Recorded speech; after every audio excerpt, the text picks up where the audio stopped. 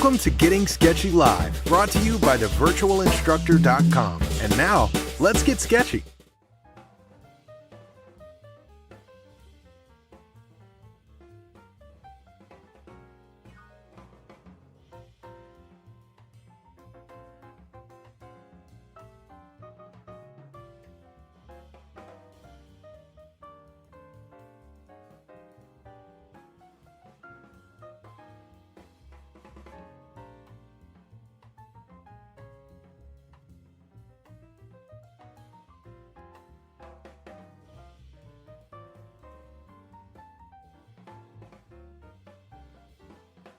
Oh, that's right.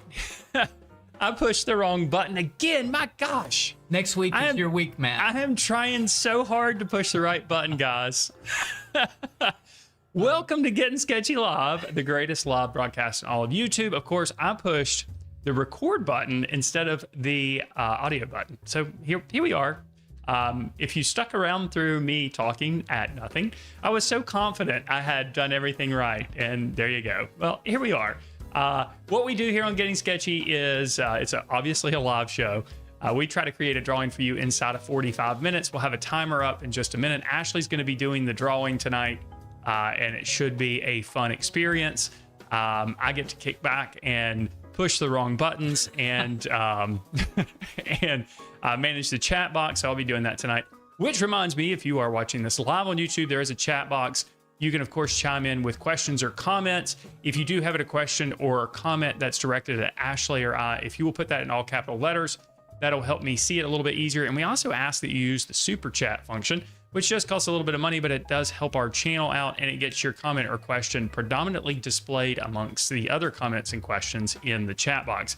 I hope everyone is doing great tonight, and I am so glad that you stuck around for me to push the right button to start the audio. I'm telling you, we got to get a producer in here. I cannot keep pushing these buttons because I keep pushing the wrong buttons.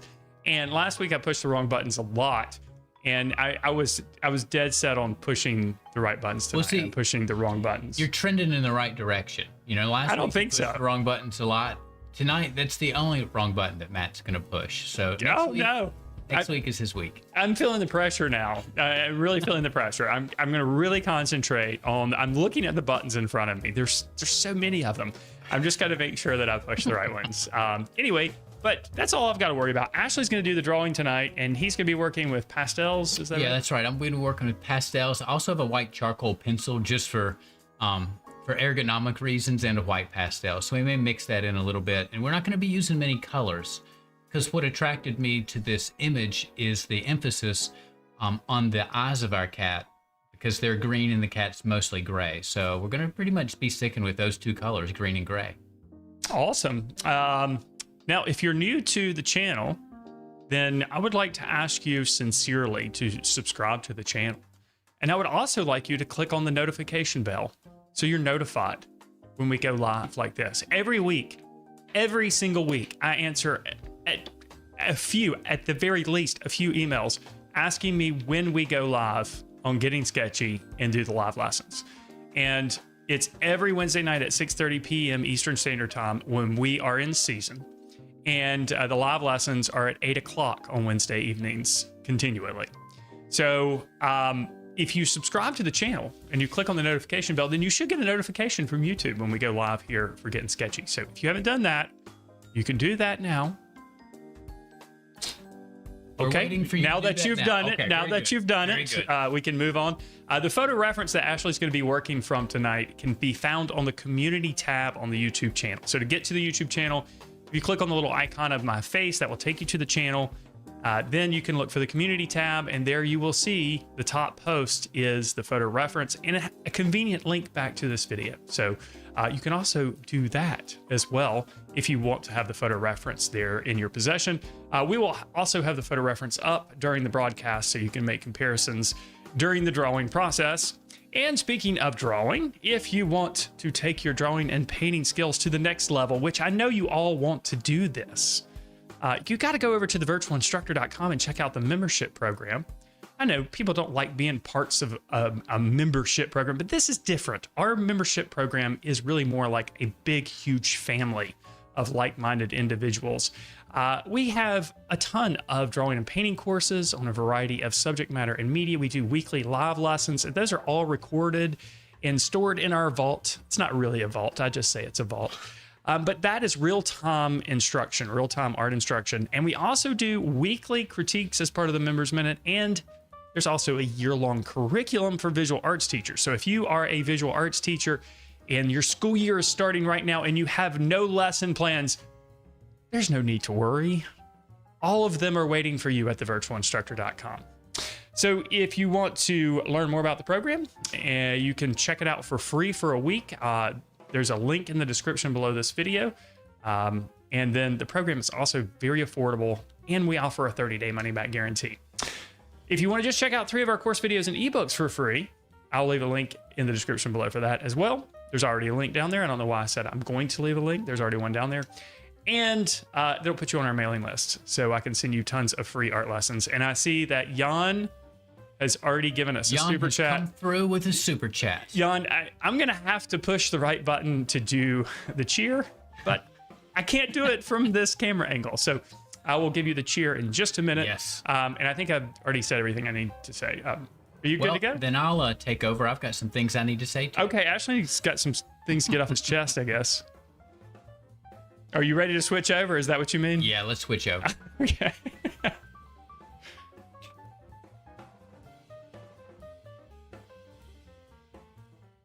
All right, before we talk about this, we've got to read Jan's comment. We'll do the cheer first. Oh, thank you so much. We really do appreciate the super chat. You also get that cheer if you do the super chat.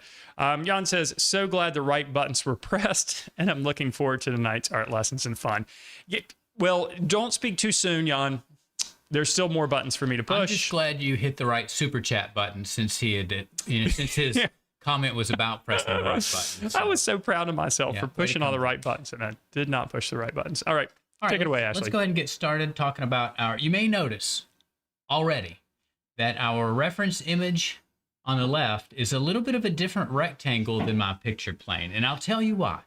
I picked out this cat. I was attracted to the cat, attracted to the light in the image, but after I sent the image to Matt to prepare for tonight's show, I decided that for me, the ear on the left is just a little too close to the edge of the picture plane. It's a little bit tense over there. So I've just added a little bit of extra space here. I plan to start the drawing. You might notice that in your reference that you can see the cat's right ear is just a little bit to the left of center. So in my drawing, I'm going to start the ear more in the center, and the cat should land in the generally the right place. So we've got just a tiny bit more space between the left ear, or the ear on our left, and then the edge of our picture plane, just so the cat doesn't feel crowded in the composition. He seems like it's just a little bit too close for my taste. So hopefully that won't mess you guys up. And also, incidentally, the picture plane is 6 inches across by 8.4 inches tall. So it's not a crazy small drawing, but we're using pastel, and it might feel small for the size of some pastel sticks. So my sticks are new pastel sticks. We'll take a look at them in a second, and they're a little smaller than your traditional soft pastel. The paper that I am using is Canson Mi-Teintes paper, black, and I am using the more textured side, although I just ordered this paper, and I feel I need to get an older piece of paper to compare this to, Matt, because I feel like the texture, though it is noticeable, it just looks a little tighter or smaller than I'm used to or remember seeing it as being. So I want to compare that and see if the texture of the Mi-Teintes paper has changed, or if it's just my memory that is lacking. So we'll see. But in any case, there is a little bit of a texture. We'll be able to see that in the first marks that we put down. A lot of times when we work with pastel, we build up and layer applications. That's what that extra tooth in the paper is good for. But I'm using the tooth just for some extra incidental texture that I don't have to work to create through mark making.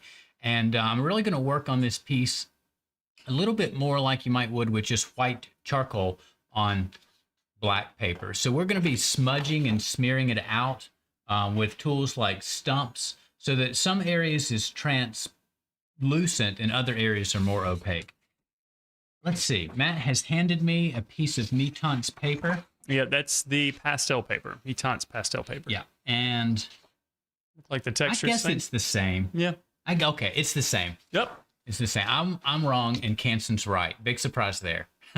All right, let's go ahead and take a look at our tools, what we're going to be making our marks with. So I did mention already that we'll be using some new pastels. This is a whole set of, I think the 24 set looks to be. But I'm going to be mostly using the grays, or the gray and the white. And there are some colors in our cat. You know, there's some warmth down sort of under the chin and the shadow. We'll see. We'll see if we get to that sort of nuance. I'm mostly focused on value and edge quality because the cat's sharper on one edge due to the light source being from the right, and then he just fades into black on the left side. So I'm not so much looking to do a color study here, but more of a value study with a little bit of color. And it was the green eye. I mean, they're both green, but one is more distinctly green, that really attracted me to the cat. You know, when there's just a pop of color, that creates an area of emphasis. So I feel like I wanted to showcase that quality in this photograph in my artwork. So we're going to use new pastels for most of the cat. I do have a set of larger stick soft pastels. Again, I think this is just the 24 set. These are Blick pastels, so they're pretty decent quality, but new pastels I would say are a little higher in quality. And then also I'll be using some things in here. So I do have my electric eraser. We're going to need that because there's some really tiny little black spaces between shapes. If you look like in the mouth or around the nose, and we could use a small eraser to dig those out. And you can do that if you don't have an electric eraser, but I'm going to use the electric eraser some because it's efficient and it's nice and clean. I also have two stumps that are clean. I cleaned them off right before the show started with a sandpaper pad. So I've got a smaller one and kind of a medium-sized stump. We'll be using these a lot, almost like paint brushes. We do have a kneaded eraser that's going to be really important since the cat fades out into the blackness, but pastel goes down pretty strong. We'll be using our kneaded eraser once we get enough material on the surface to start fine-tuning the values with the kneaded eraser. And I did mention that I had some white charcoal pencils. They're just a little bit more precise than my new pastel sticks, so I'll probably use those some too. It's not exactly the same material, but it acts similar to pastels because it smudges really well. Okay, we got a couple of things here. If I didn't know you weren't finished here. You go continue. Ahead. I have anything else? Yeah, I've got a pencil. I am going to make some marks with a regular HB pencil first, and I do have a purple pastel stick, and that I'm not sure if it's gonna make an appearance, but if we feel like we need to throw a little color into the cat. Yeah, there's purple and everything. Yeah, purple is in everything. It's definitely in gray, and purple is a secondary color like the green eye of our cat. Purple and green look great together. So I don't know. We'll just kind of see where we go. Working without a complete plan here tonight. By the way, when I say purple is in everything, that is a sarcastic comment. Buddy asked, Ashley, what is the difference between new pastels and other soft pastels? Just a brand? That's a great question. It's not just the size, but the new pastels are compressed, so they're a harder stick. A lot of pastel artists, or some pastel artists, and this is how I was taught in school, was to start pastel drawings with new pastels and then eventually switch over to the even softer pastels so that because they cover the harder pastels well. So that is, it's not really a rule, but it is a part of the process that some pastel artists use. But I use them interchangeably. I'm not so much for rules. And Mark points out those Blick pastels look almost identical to Sanford pastels, my first set. And I just wanted to make a comment here that a lot of manufacturers, and I'm not sure if this is the case here, a lot of manufacturers use the same source. Yeah. So essentially you're using the same materials, they're just branded differently. Especially when it comes to the lesser expensive art products. Right. I almost said when I said they're Blick pastels, but who knows what they really are. Yeah. Because, Blick can buy pastels from manufacturers in massive quantities and appreciate that discount. And then they just repackaged them and passed a little bit of that discount on to us. So it very well may be Sanford, in fact. All right. I think that's it for our materials. So just clean up our picture plane a little bit. And Matt, you can bring up the timer. All right. And like I said, I hope you can see the lines okay. I'm going to go pretty light. And just basically, I'm just going to try to create the contour of the cat. And then use the ear that's more in the center to help me place the eyes. You can see that the eyes are, below some of the ear or below the edge of, the eye that's farther from us sort of starts just outside of the bottom of the ear that's on our right. So I'm kind of thinking about the relationship between that ear and the two eyes. And if we can get those in the eyes in generally the right place, then we'll go for it from there. All right. All right. And we'll start the timer for real now. Okay, here we go. Buddy says, thanks, Ashley. As hard as pastel pencils. And yeah, you can think of the new pastels as being about as hard as pastel pencils. Although it depends on what brand you're using. For example, the Canson Mi-Teintes pastel pencils are very soft. They're very similar to traditional soft pastels. But if you use a brand like Carbothello, those pencils are extremely hard. So they're going to be a lot more like the new pastels that Ashley is using. And in the past, new pastels were manufactured by a different company, but I think they're manufactured now by Prismacolor. Is that still the case? I think so. Yeah. I'm pretty sure Prismacolor owns them.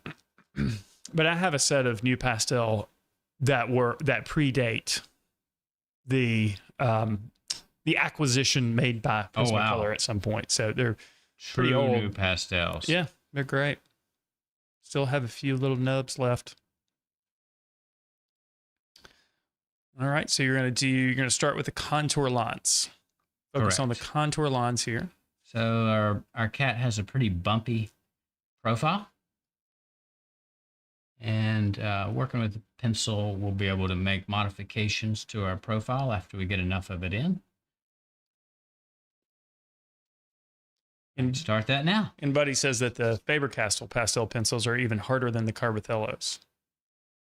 So that's good for our folks to know out there.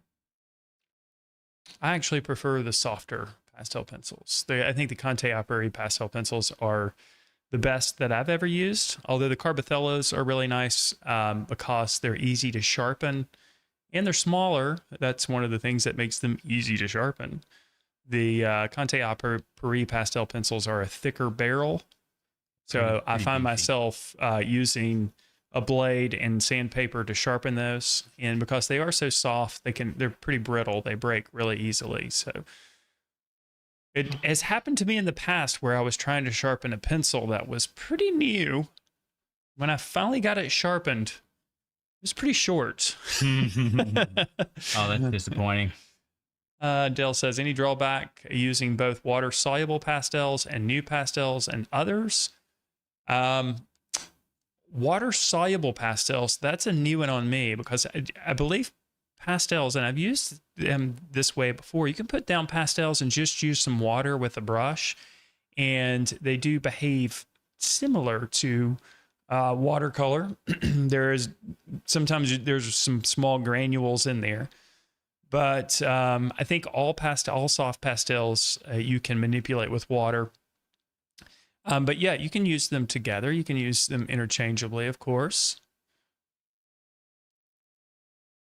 Okay, so for this eye, this is the one that I was worried about because it just kind of floats out there by itself. So I kind of looked where the ear on our right meets the top of the head and just pulled my eyes straight down to see how that passes through the eye, and it passes through the eye just to the right of the middle. So that's what I'm trying to recreate here right now. Already looks like a cat. Oh gosh. Already looks like a cool cat. It is all cats are cool. Well, some are crazy. If they're not crazy, they're probably cool. And my cat is cool. Buddy is asking, is there any possibility to have more light so Ashley's shadow doesn't interfere with the drawing? There's a lot of light. Yeah. Right now there are 4 lights on Ashley. I'm getting a tan right now. Yeah, there's, whenever you have a light source, there's inevitably going to be a little bit of a shadow. because Ashley's board is set up a little bit closer to the lights on the right side, it's producing a more noticeable shadow on the left side. This is something we can learn about drawing here, where the lights are positioned. If you'll notice on the right side of Ashley's hand, there's still a shadow. He's moved his hand. Sorry. Yeah, it's on both sides. Right. There's still a shadow on the right side, but it's less intense because that particular light is further away from him where he's got his board set up. So, okay. There you go.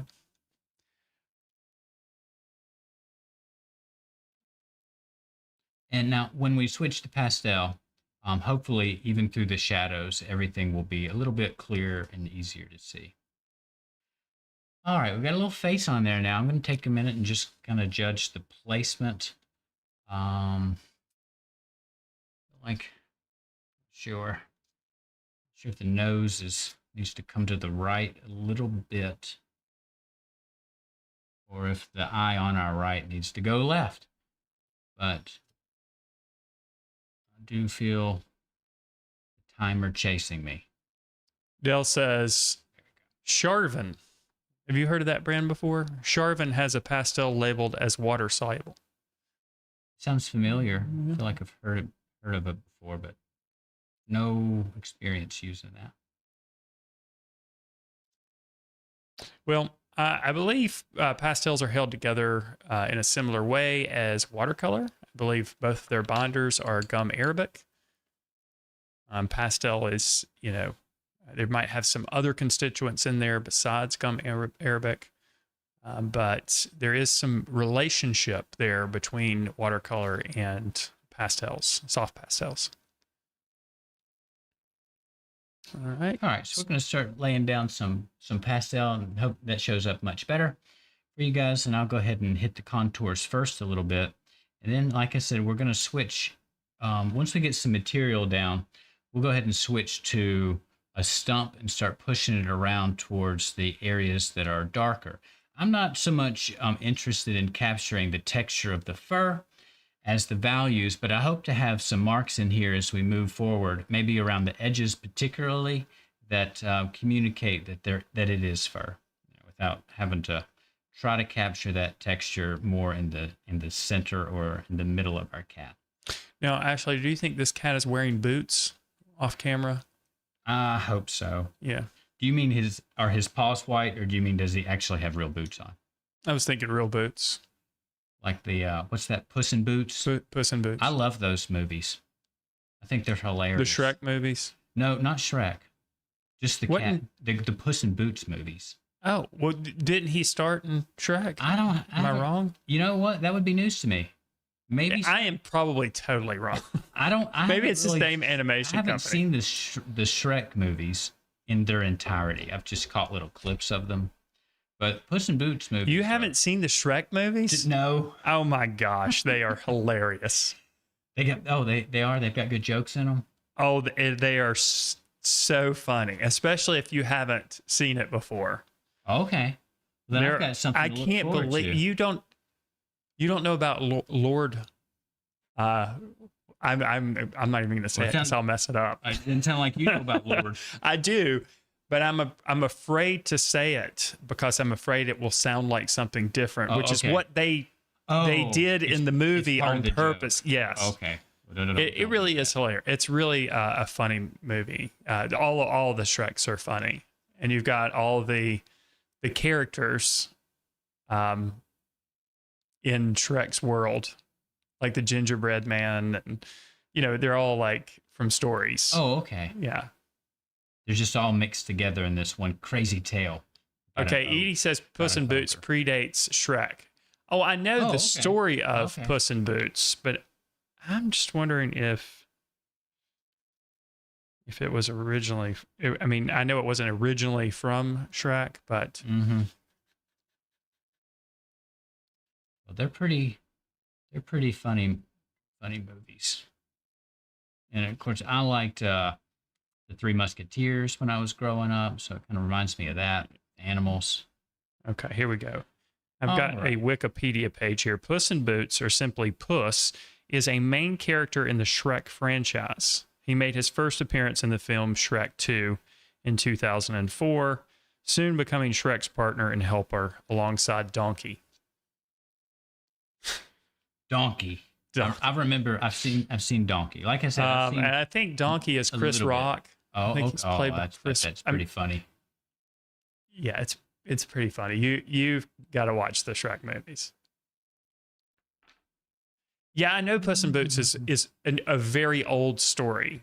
I read Puss in Boots stories when I was a young child. Well, you know, but what I was talking about, like in film, they've made Puss in Boots movies. Yeah, and the movies after have like Shrek. A lot of nursery rhyme characters in them. That's what's in Shrek. All of that. So you have watched the spin-off of Shrek movies, I guess so. And you haven't seen the original Shrek movie. I guess I haven't seen And if you like the Puss in Boots movies, you are going to absolutely love the Shrek movies. Oh, okay. I know what I'm doing tonight. I'm going to bed early is what I'm doing tonight. But I'll watch those Shrek movies later. Okay, we got a question here. Is there a way to do something similar to a vanishing point to get the eyes aligned properly? Vanishing points are typically used when we're dealing with linear perspective. And you could argue that there's perspective in this particular drawing, but it's not the type of linear. We wouldn't need to use a drawing aid like linear perspective in order to draw the cat accurately. Your best bet is to just draw from observation. And it's real easy to say, just draw what you see, draw from observation. But what I mean there is use information that you have on the surface to make comparisons with where you need to make your next mark.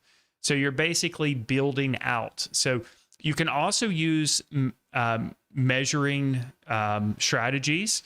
Like you can use your pencil as a measuring device to actually physically measure the distance from one end of the eye to the other end of the eye, especially if you're making comparisons to a printed out photo reference.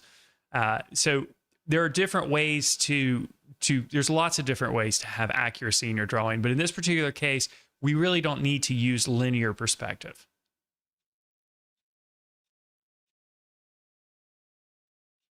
If you study cats a lot, you could probably come up with a strategy for figuring out where the eye should be, where the mouth should be. But I'm sure cats are very similar to humans in that those are with humans. We have different strategies for drawing the human facial features in their correct locations, and I'm putting correct in quotations because all of us are different. Even though our proportions are similar, they're not exactly the same. But I'm thinking specifically about the Loomis method. That's a method for drawing heads and drawing faces, and it's a very structured approach to where the eyes need to be located in relationship to the brow line, the nose line, the mouth line, where the ears are located, and so on. And that's a great starting point, but all of us don't have those exact proportions. Mm-hmm. It's not exactly the same for every human being, and I'm sure it's not exactly the same for every cat. Yeah, but either. Knowing those sort of rules helps you see how people are different from them. Right, and that's true. And it causes you to notice those differences. Yep. So it's still good to study the generalities. Dale says, can you recommend a book that goes into perspective more in depth than your videos? I don't have a book that goes more in depth, but what we cover in the courses as far as perspective goes really gives you all the information that you would need to use perspective in your own drawings. Every form you could essentially break down into basic forms like a cube, a rectangular prism, a sphere, and so on. And you can use those basic forms within linear perspective. But I don't know, I'm sure there are plenty of books out there that are more long-winded about perspective. That's true. But linear perspective is really very simple. And once you've got your lines of perspective in place and you've got defined vanishing points, as long as you're consistent with everything, then you can draw very complex subjects with perspective, just using very simple approaches. Hopefully that makes sense. Do you remember there was a series of books that were relatively thin, and there was one that was you see them in schools a lot. One was all about mixed media. One was all about watercolor, all about pastel. And I've got the linear perspective. The textbooks. They're not textbooks. Oh, okay. They're kind of thin and they're hardback and lots of colorful pictures. But I do have one that goes into some unusual uses of perspective, like the anamorphic images and things like that. You know? And so I could bring that and share it on one of our shows, just because it goes. Now the anamorphic images, though, it's basically a construct using lines to create distortion. Yeah, that's true. It's not exactly linear perspective. So this book includes advice on linear perspective, and then it's sort of linear perspective adjacent processes, I guess. Yeah. Dale said, I've taken those courses, just wanted to see if there's more advanced principles. There's not necessarily more advanced principles, but you can create very advanced drawings using the basic principles of perspective. Yeah. All right, so now we're just kind of smearing and smudging out some of that pastel that was already here, trying to start to get kind of close to the values that we see. And then we can start looking for some details and some specificities. I didn't mention the nose, but the nose is a little bit pink, so we'll probably bring in a color for that. And of course, we're saving the eyes, but we don't want to save them too long because I want to make sure I've got plenty of time to work and potentially rework those eyes. Okay, it's looking great so far. You're making great progress here. Good start. Dale says, such as. So I'm not sure what the word is, but I think he's talking about complex shadows with perspective. I do have a video on creating shadows using lines, but it's not the same as perspective. We really don't use linear perspective to create shadows. You're more interested in where the light source or light sources are originating from. Then you can use lines from that light source meeting up on the corners of objects to determine where cast shadows should lay. And it's a free video on the site. If you just look for creating, I might have put perspective on shadows, but it's technically not linear perspective because we're dealing with the light source instead of a vanishing point. But there is a video out there. I will find the title right now and I'll let you know where it is. And PJ Hall has given us a super chat. PJ, thank you so much. And PJ says thank you. You're more than welcome. Thanks for being here. Yeah, thank you so much, PJ. We really appreciate it. We appreciate all you guys. Mark says, Ashley, is there any reason why you started from the outside inwards versus the inside outwards? Well, the values are lighter and stronger on the edge. I think that's how I understand your question. And so in some ways, I'm taking the material I've put over here and pulling it towards the shadows where the values are weaker. So that was my thinking. Of course, there's my favorite drawing teacher in college. I always like to say there's more than one way to skin a cat. And that is an inappropriate phrase for the, what's that called? It's a idiom, inappropriate idiom for cat lovers like myself. But it's appropriate tonight because we're drawing a cat. And he just meant there's more than one way to draw, more than one way to start a drawing. So I don't think it's starting where the way I did is necessarily the right or the best, but it seemed to make logical sense to me. We're actually adding more material here where the values are lighter.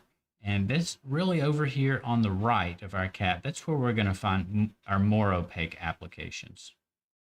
Okay. Just to be specific about the lesson, it's called Drawing and Painting Cast Shadows Using Perspective. And I have used the word perspective in quotations in this lesson. You can find that on the website. at thevirtualinstructor.com. It does use what's called a shadow vanishing point and a light source to determine the direction of cast shadows, but it does not use vanishing points specifically in determining the shadow. All right.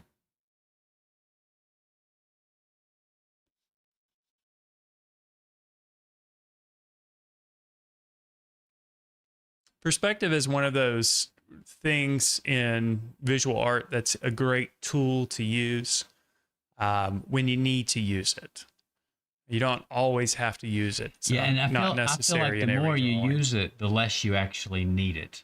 It's really a trainer. I feel like linear perspective trains us to better imagine eye level, and then we're more likely to accurately draw a perspective without necessarily needing the ruler and the vanishing points laid out. So I like to say that linear perspective is sort of its own teacher. There's a lot of lessons in there that you can discover kind of on your own by using it over time. And All right. Enrique says, thumbs up, guys. Thank you, Enrique. Yeah. And Buddy says, Ashley, this cat looks absolutely adorable. I know. He looks so soft. But he does look a little zombie-like right now. Yeah, right. The black eyes. I guess I don't know if I'd trust that cat. Yeah. He looks a little sinister. He looks like he's hiding in the shadows.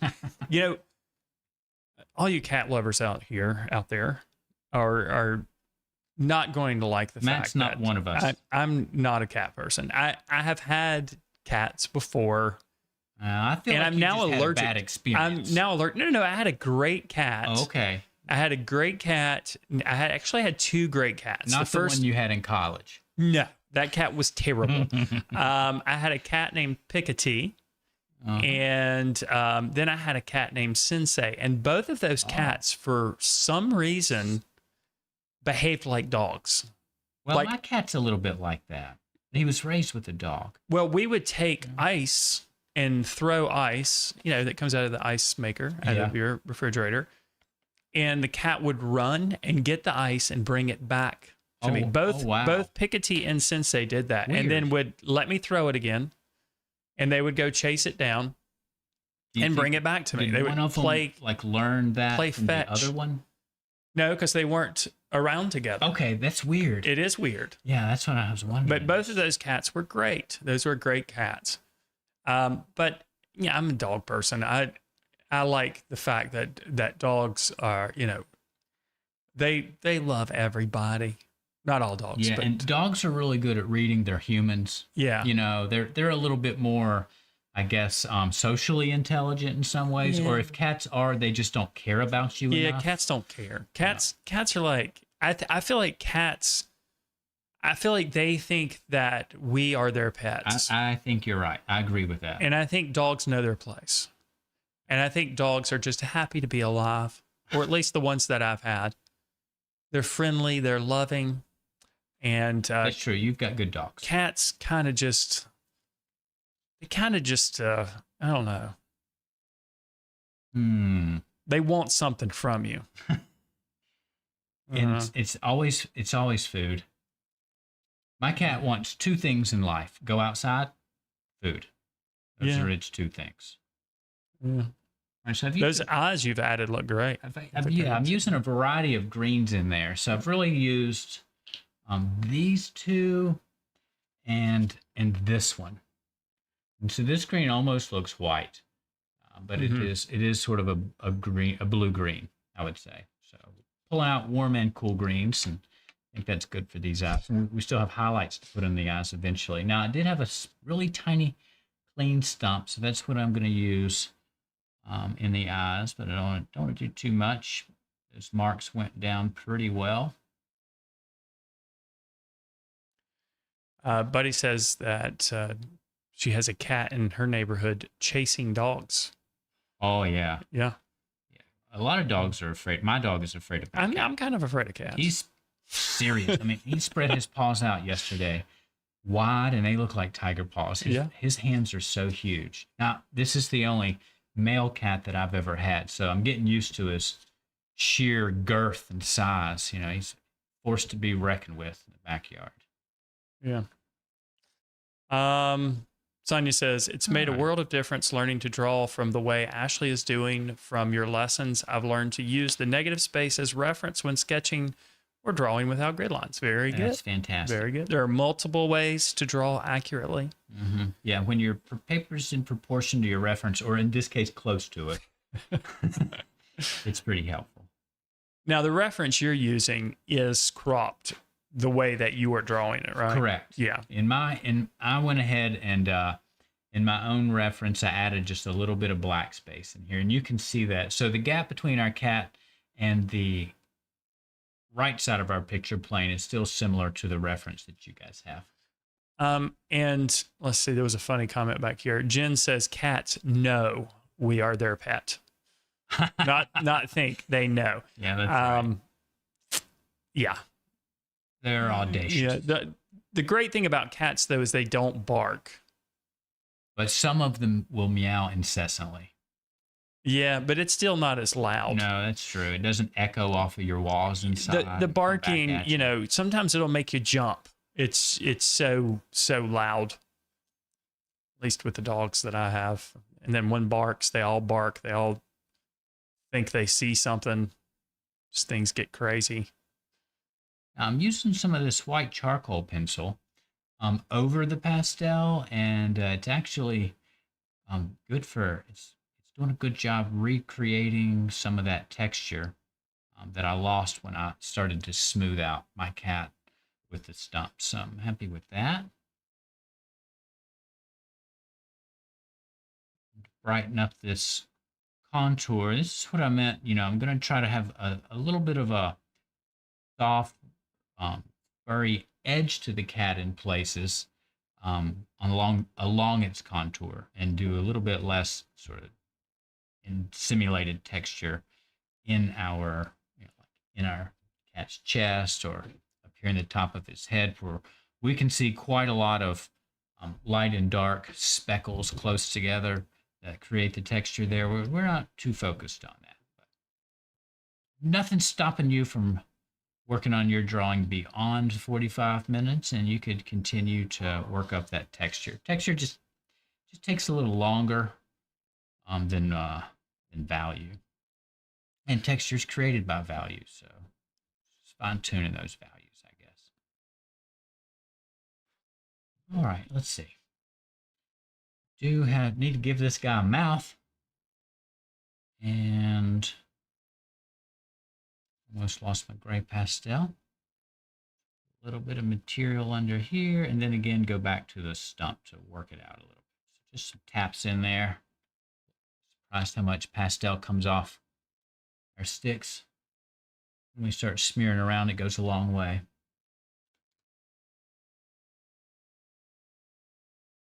Yeah, Keith makes a good point here. Says, looks like you might finish early on this one.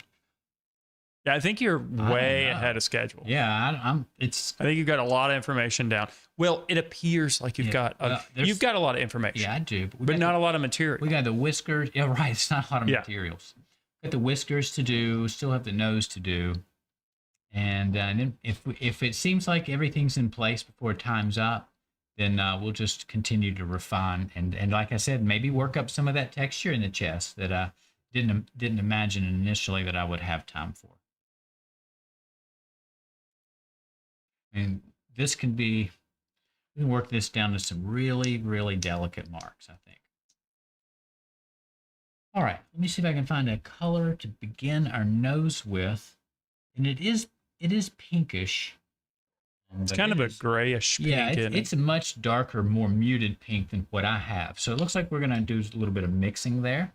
So we'll start with this crazy light, bright pink, and then we'll add some other color to it, and maybe work it with our stumps so that more of the black paper mutes the color. Well, the cat-to-dog discussion has continued on here. And Marvin says, dogs say, they feed me, house me, and love me. They must be a god. I think dogs just say, whoa. Yeah. Now I just, there's a documentary on Netflix about cats, like The Mind of a Cat or something like that. That sounds so exciting. Inside the Mind of a Cat. Oh, it was really good. But they just came out with one on dogs. Yeah. Well, again, who is the person who's got in the mind of a cat?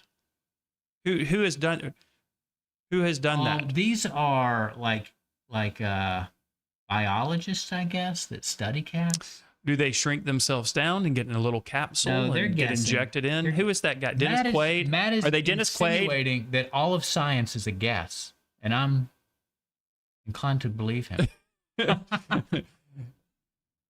It's our best guess. There's no way to know exactly what a cat or any other animal is thinking. Probably especially a cat, Especially a cat. They're so aloof sometimes.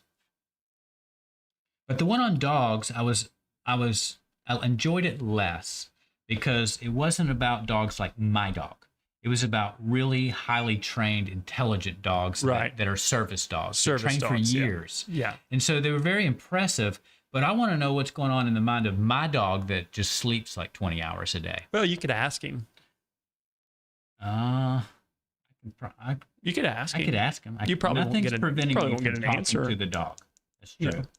Now, I have seen these if he videos talks back, I don't know. where, they have these little buttons that the dog can push, and and it makes an auditory response in English or whatever language, and that's pretty interesting.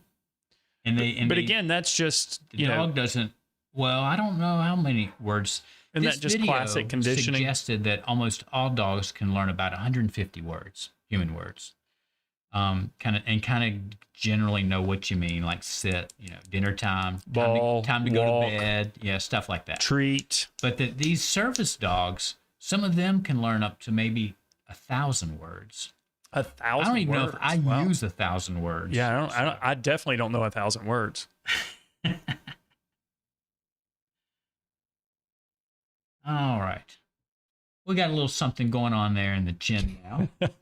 Edie says your dog is probably bored, Ashley, if he's sleeping that long. Well, you're probably right. He's probably bored because the cat probably gets all the attention. Well, my cat demands attention. So he wakes me up. I'd like to see a cat try to demand my attention. He wakes me up about 4 o'clock every morning, and we have to have a pet session for 5 minutes before At 4 o'clock in the morning? Before I can go back to sleep. And that's the cat? Yeah, and he sleeps on top of me. I mean, me and my cat. You're an are like enabler. peanut butter You're and jelly. enabling your We're cat together all the time to continue to be cat-like. I know. It's awful. He's so spoiled. So the other night I told him, no, I'm not petting you. I need my rest. So he buried his head underneath my hand and just left it there.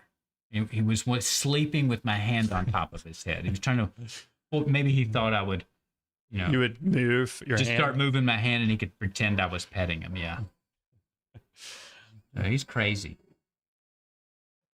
Buddy has a service dog, and she says, my service dog knows many items to get me and is still learning. Yeah, they are so smart and well trained. It's very impressive. And, I was thinking about just today, maybe because of this drawing, I was thinking about cats and how weird it is they're domesticated because they don't do a lot for us. But then I thought cats used to have jobs. Cats were on ships. They were to keep the rats down on ships. That was common. Very valuable job. Yeah. And people sometimes keep cats in their barns for the same reason, varmints. Yeah. So they do have some jobs, but they all involve killing.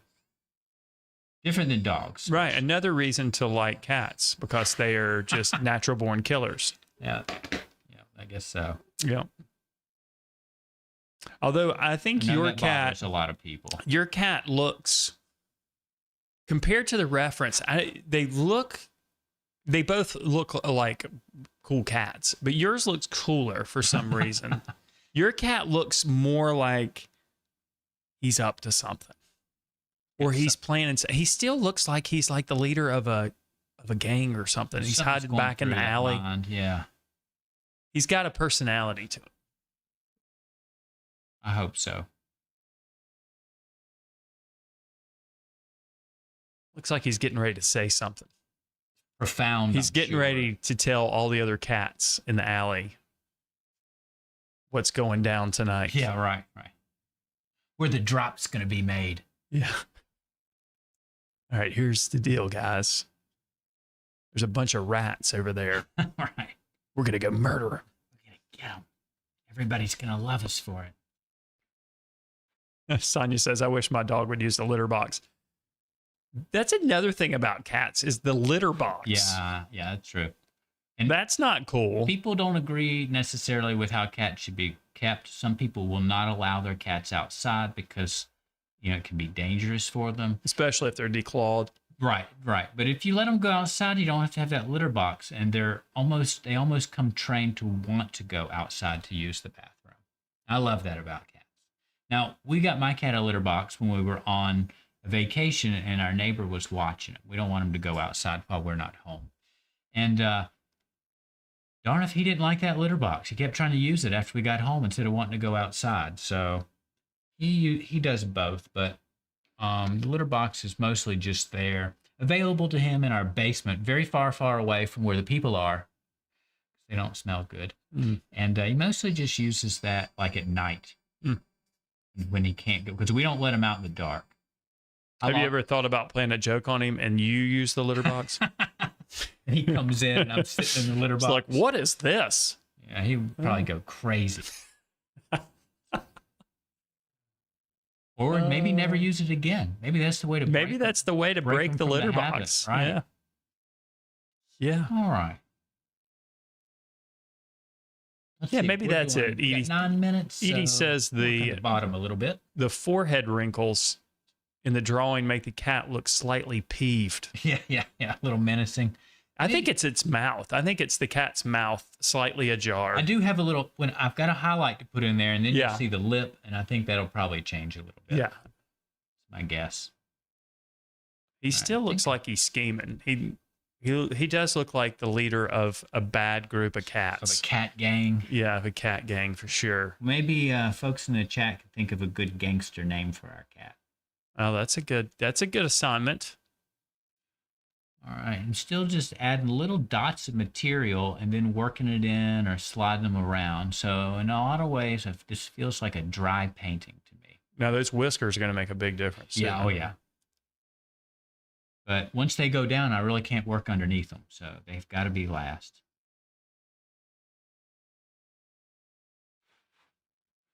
All right, let's see now.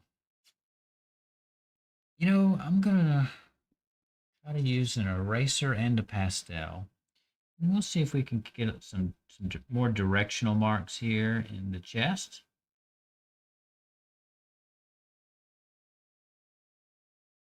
As Matt's talked about plenty of times before, texture is created with value, light and dark really close together. When I smeared all this pastel out, we really lost little bits of black that was showing through from the background. So we've got a few minutes. We'll put a little bit of that back in. Hey, Buddy has a suggestion. She says, what about Sable Ototos? Wise guy? Sable Ototos. Do you know what that is? Sable Ototos? No. Okay. Sounds a little bit like a gang, though. He's definitely a wise guy. Now, there used to be a really great online comic called Black Sad, and it may still be around. I mean, I'm thinking I found it like 10 or 12 years ago, and it was like a crime detective online comic, but all of the people were different animals, and the main character was a private eye. And it was a cat, and all the cops were German shepherds, so the animals sort of had the jobs that the private detective was always sneaking around like a cat, and I thought it was cool, and it was well done. The drawings were fantastic. Dale says the name of the cat should be Three Claw Louie. You're going to have to take that up with Three Claw. I like that. No, not Three Claw. My grandmother's cat's named Louie. That's funny. We don't touch him. He is dangerous. Buddy says, Sabelo todos means he knows everything in Spanish. Oh. Barb says he knows all in Spanish. And Kimberly has another interpretation. She says it means know-it-all in Spanish. So one of those sounds less positive. Just right. The idiosyncrasies of the English language when we translate. I would use that wrong and insult somebody.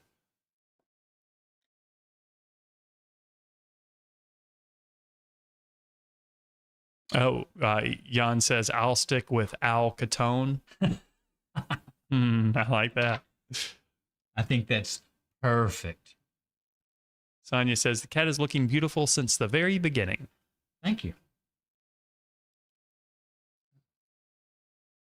Now, of course, remember, these marks could be done with just the sharp edge of an eraser. I am using the electric eraser because it's so fun.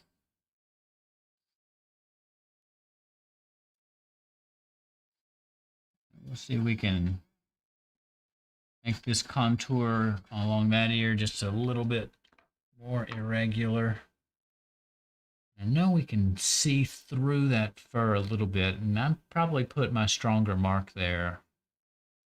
Maybe not in the right place, so we'll move that over.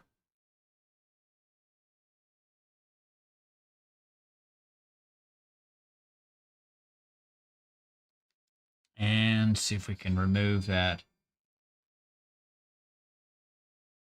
original contour of the ear. There we go. All right. I think I'm going to use a sand pad and try to sharpen my white charcoal pencil just a little bit. And then we're going to start our special lines, our whiskers.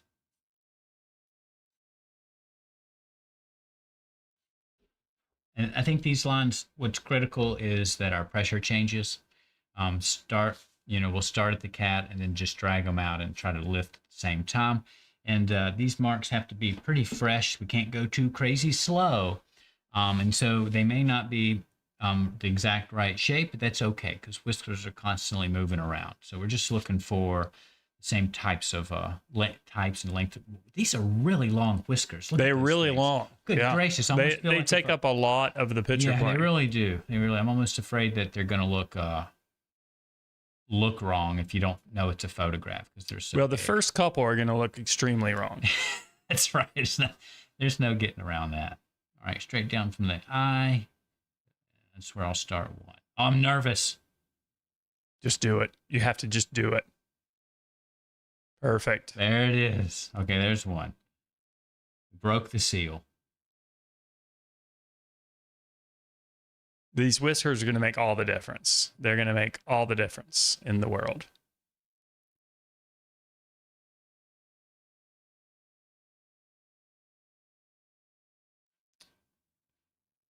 Yeah, Buddy noticed that you taped a pencil on your board because it's tilted. Yeah, but I think he's using that as a tray to hold things. Yeah, that's right. When I was showing you guys my pastel boxes, I didn't want them to fall out or fall off of the board.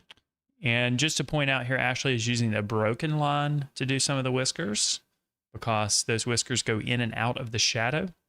And the broken line feels lighter than a solid line. That helps feel like they fade away as well. All right, time to resharpen or sand. So I've already lost my point. Just in a few marks. So there we go. A little bit pointier again. And I wouldn't mind having a gray pastel pencil for some of these, but I don't. So we're going to go for it. I have one. I have pastel pencils. Would you like me to bring you some? I could use the purple. No, we won't do that. Yeah, go ahead and bring me a gray pastel pencil. That would be great. Just for some of these lighter ones that are right down. Or darker, I'm sorry. Weaker whiskers.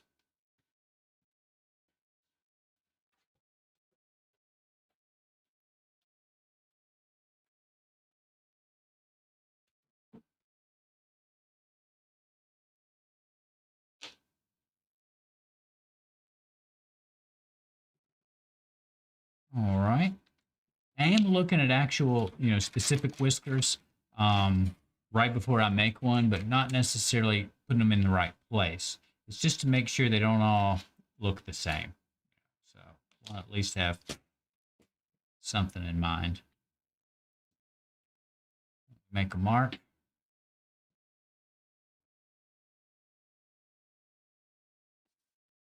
All right. All right, I brought you a variety of grays. I can tell Matt sharpened There's this one. warm, Look at warm and cool ones. Look at my lead and look at Matt's lead. I'm going to sharpen this one. This one looks good to me. And it is a Carbothello. Yeah, it doesn't have a name on it, but it's they don't have net. It's got colored. It says 1400 724. That's why it's important to learn color theory instead of relying on specific color names when you are creating art. Oh, especially that color. That one stopped a little abruptly. There we go.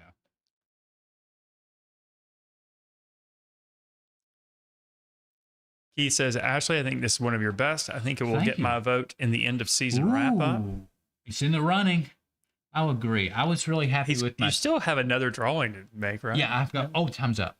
I've got one more drawing to make, and I really liked my toothbrush drawing from a couple weeks ago. And in fact, I left it out at my house and did a little bit of finger smudging on it a couple of days later. So I've actually touched it even since. A couple of little guys out there, and put a few more through here, and then we'll stop.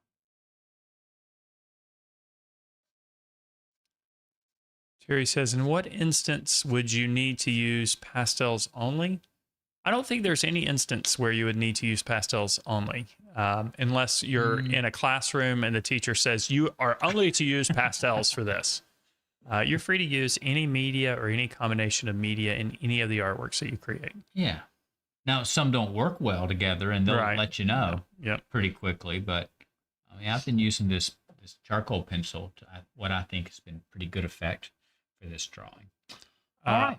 I guess. Oh, yeah. Okay, I got it. Wait a minute. I've got one more highlight to put in. I think I left out. We've got some puns. Okay, there we go. Charles says this one is the cat's meow. Catherine says, thank you. Meowsing. Very meowsing, very meowsing. That's great. Meow, meow. Do you remember that episode where we had random cats meowing and popping in the frame? What? A Getting Sketchy episode. We had a Getting Sketchy episode where one of us was drawing a cat. Yeah. I can't remember if it was me or you. And cats were popping in. I had cat sound effects and cats popping in and out. Do you remember that? I do remember that. It's coming back to me. Yeah. I was looking for those programmed in here, but all right, I must have removed them. All right. I think that's it. Oh, wait a minute. One more thing. There's a little shiny spot on his lip. Oh, now he's going to look innocent and sweet. No. He's not going to look all hardcore anymore. Right, it doesn't look like he's about to say something. No, he looks mean. He looks nicer now. Okay. Yeah, he's a sweet boy. All I see is innocence now. He can't be Three Claw Louie or whatever it was. Well, he's turned over a new leaf. He's in the witness protection program now, and lives down the street, volunteers. He's great. All right. Let's see. I'm pretty happy with how that went, and we got a little more visual information in here than I expected to.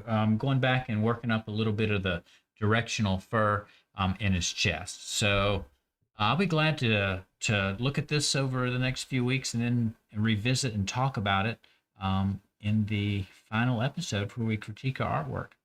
All right, just a few comments to read out. This is amazing. My favorite of the season so far. Thank you. My cat is watching too, but I think she's just hungry. Looks great, Ashley. Drawing is good. Another a meowsing. A meowsing. Yay. Perfect. Yes. And then we got a super chat All from right, Sonia. Learned a bunch tonight. Thank you. That's great. And, some of the things we try to teach, we don't always say them. That's why it's so important to watch, I think, and to learn from videos. Matt and I probably did a lot of learning from books, but there's just no substitute, I think, to sometimes watching a person move their hands and see in what way they're touching the paper, when it's rough and when it's gentle. I think that's valuable.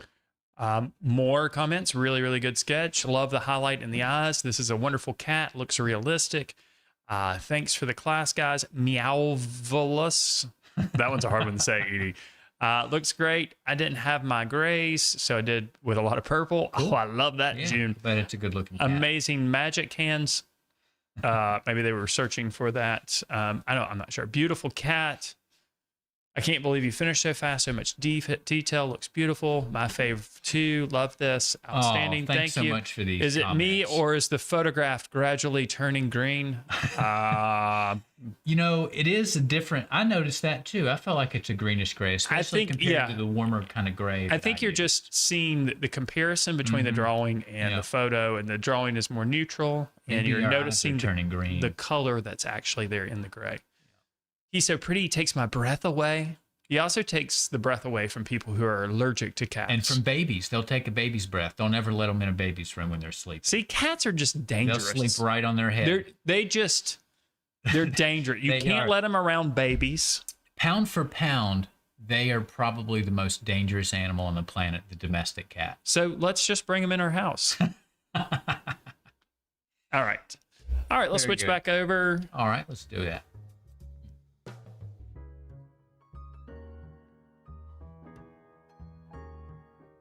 All right, guys. Hope you enjoyed the show tonight. I certainly did. I think Ashley did a great job.